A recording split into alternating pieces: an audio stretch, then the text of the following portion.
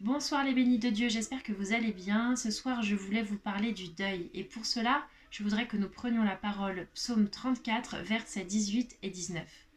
Quand les justes crient, l'Éternel entend, et il les délivre de toute leur détresse.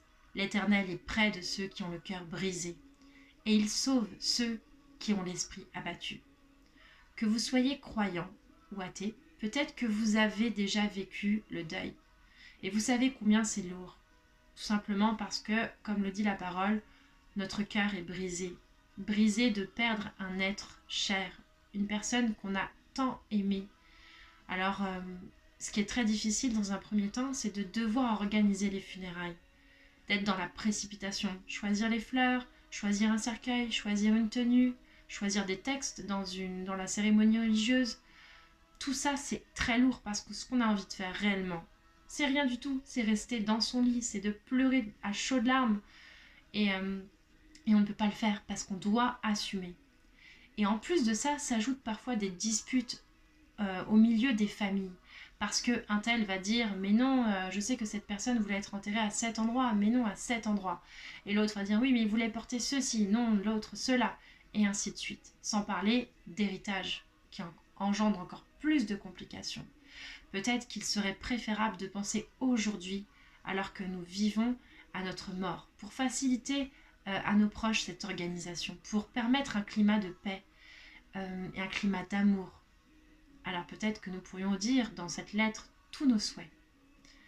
D'autre part, une fois que cette étape est finie, eh bien on se retrouve à enfin pouvoir tout lâcher. Et c'est bon de tout lâcher. N'hésitons pas à pleurer, à crier, à se morfondre. Mais il ne faut pas que ça dure. Il ne faut pas que ce manque, ce vide perdure dans cette vie que Dieu nous donne chaque jour de vivre. Parce que ceux qui nous entourent, eh bien, ont besoin de notre lumière, de notre présence, de notre force. Et on se dit que c'est difficile. Mais quand on a la puissance du Saint-Esprit en nous, quand on a la prière, eh bien, il peut vraiment, vraiment nous consoler. Il peut vraiment nous relever. Il faut savoir que le Seigneur, qui sait tout, eh bien, vit avec la personne que nous avons perdue. Il vit des moments merveilleux, paisibles, dans une joie immense qu'on ne peut même pas imaginer. Là où il n'y a plus de pleurs, plus de guerre, plus de pauvreté, plus de maladie, c'est juste merveilleux. Alors bien évidemment, cela est facile à entendre, on peut le ressentir dans notre âme, mais c'est pas pour autant que c'est facile de tourner cette page. On n'a pas envie de tourner cette page. Très souvent, même pendant une période de deuil, on veut garder les choses intactes. Très souvent, les gens vont garder euh, même les vêtements avec les odeurs, vont garder des choses personnelles du défunt. D'autres vont vouloir absolument tout donner parce que c'est beaucoup trop lourd à porter que de voir chaque jour ces objets ou ces choses. Chacun va vivre les choses en son temps, à son rythme, et il faut savoir le respecter. Certains vont avoir tendance à pleurer tout le temps. D'autres vont montrer qu'ils vont bien alors qu'en réalité, dans leur cœur, ça va très mal. Il faut éviter d'être dans le jugement et éviter de se dire que l'autre ne souffre pas ou que l'autre souffre plus. On ne peut pas savoir. On n'est pas là pour se comparer. Par contre, on est là pour se soutenir.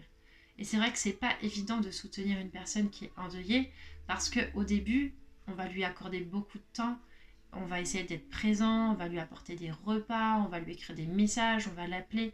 Mais au fur et à mesure, on ne sait plus vraiment comment faire pour être un soutien pour ces personnes. Parce que parfois, même le sujet de la mort du défunt peut être un sujet tabou. Peut-être que lorsqu'on va aborder des sujets de la vie quotidienne, l'autre va trouver ça tellement futile. Et en fait, il n'y a pas vraiment de solution. Mais ce qu'il faut faire, c'est continuer à être avec eux. C'est continuer à leur montrer qu'on les aime et qu'on est là s'ils ont envie de parler. Et le Saint-Esprit peut nous aider à tenir les bonnes paroles au bon moment pour consoler. Maintenant que nous savons tout ça, le Seigneur peut tout. Et ce soir, nous allons lui demander de venir vous consoler si vous vivez quelque chose de difficile encore. Peut-être parfois cela dure depuis des années. Le Seigneur peut venir en cet instant pour vous donner sa paix, pour vous donner sa joie. Parce que ce qu'il veut, c'est que vous soyez bénis ici-bas. Il ne veut pas que vous viviez dans la tristesse. Il veut que vous soyez dans la joie de pouvoir un jour retrouver votre bien-aimé là-haut dans les cieux. Il veut utiliser cette épreuve pour vous rapprocher encore plus de lui. Parce que plus on se rapproche de Dieu, plus on se rapproche de l'être aimé qui est avec Dieu. Et c'est comme ça qu'on peut garder contact. On peut garder contact dans nos cœurs, dans nos prières, parce qu'il faut savoir qu'ils ont aussi besoin de prière et ils peuvent aussi prier pour nous. Alors Seigneur Esprit Saint, ce soir, visite toutes les personnes qui se sentent affectées par la perte d'un être cher. Viens remplir leur cœur de ta paix. Permets-leur, Seigneur, de comprendre et de voir combien les personnes qu'ils ont tant aimées et qu'ils aiment encore sont heureux. Permets-leur de recevoir tout ce qu'il faut pour qu'ils puissent se relever et continuer à avancer d'un pas assuré vers toi. Permets-leur de prier pour leurs défunts, de célébrer des messes pour leurs défunts. Permets-leur de se sentir entourés, aimés là-haut depuis les cieux. Merci Seigneur Esprit Saint pour ce que tu vas faire maintenant, en cet instant. Soyez bénis, je vous aime.